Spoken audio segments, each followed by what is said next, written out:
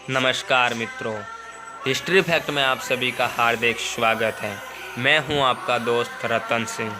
इस वीडियो में हम जानने वाले हैं कि माता काली ने क्यों निगल लिया भगवान शिव जी को, ऐसा क्यों हुआ, कैसे हुआ और क्या इसका परिणाम निकला।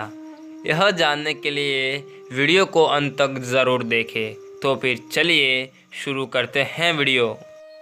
एक बार भगवान शिव जी माता पार्वती से कहते हैं, हे देवी, हम जीवों को उनके उचित कर्मों के लिए पुरस्कृत करते हैं, तो क्या उनके बुरे कर्मों के लिए दंड नहीं देना चाहिए, जिससे वो पुनः वही भूल और अपराध ना करे। इसमें माता कहती हैं, हे नाथ, कर्मों का फल तो सभी को मिलता है। यही सृष्टि का नियम है जो मैंने स्वयं स्थापित किया है, और मैंने ही यमलोक की रचना कर वहाँ पर यमराज को स्थापित किया है। भगवान शिव जी बोलते हैं, हे देवी, यदि उनके जीवित रहते उनके कर्मों का परिणाम उनके समक्ष आ जाए तो जीव अवश्य अपनी भूल सुधार कर अच्छे कर्म करने के लिए प्रेरित होंगे।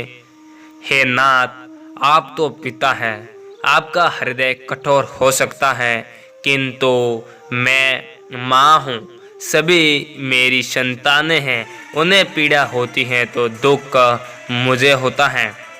तो मैं अपनी संतानों को उनके जीवन काल में दंडित करने का आपका सुझाव मैं कैसे स्वीकार कर सकती हूँ। इतना कहकर माता वहाँ से चली जाती है।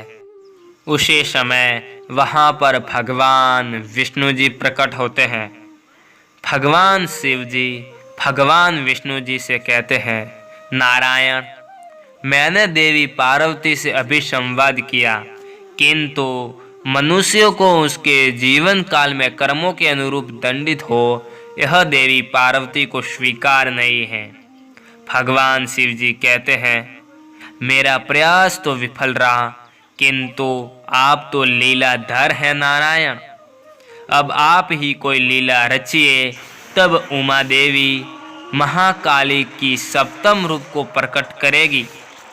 भगवान विष्णु जी ने भगवान शिव जी से कहा, आप हमें और ब्रह्मदेव जी को कैलाश में भोजन के लिए आमंत्रित कीजिए, परंतु कल जब आप हमारे साथ भोजन करेंगे तब आपको अत्यधिक भोजन करना है।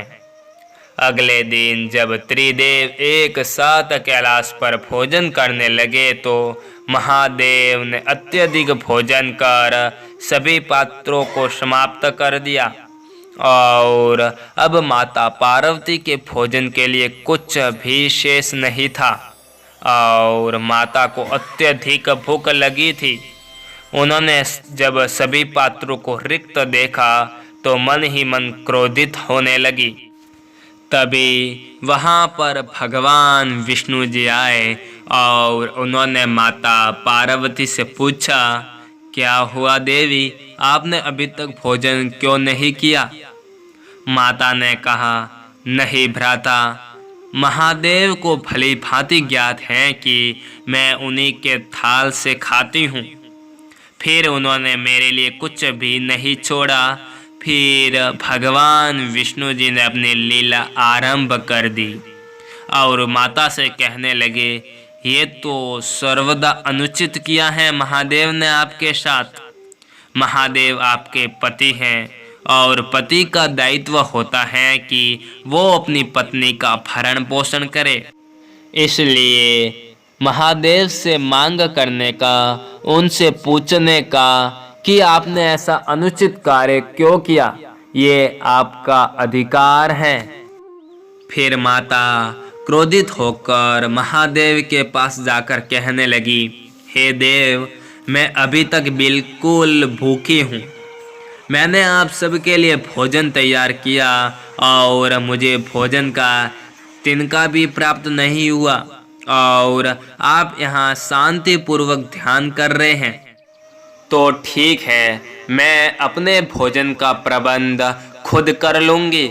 इस बात पर महादेव ने कोई भी प्रतिक्रिया नहीं दी, जिससे माता का क्रोध प्रचंड रूप ले गया और जो भी सामने आता गया उन्होंने सब कुछ निगल लिया। सामने बैठे महादेव भी बच नहीं पाए।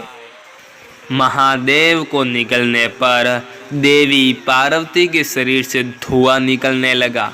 तब भगवान शिव माया द्वारा देवी पार्वती से कहते हैं कि देवी, धूम्र से व्याप्त शरीर के कारण तुम्हारा एक नाम धूमावती होगा। भगवान कहते हैं, तुमने जब मुझे खाया तब विधवा हो गई, अतः अब तुम इस वेश में ही पूजी जाओगी। धूमावती देवी का स्वरूप विधवा का है और कौवा इनका वाहन है। वह श्वेत वस्त्र धारण किए हुए खुले के स्वरूप में होती हैं। देवी का स्वरूप चाहे जितना उग्र क्यों न हो, वह संतान के लिए कल्याणकारी ही होती है।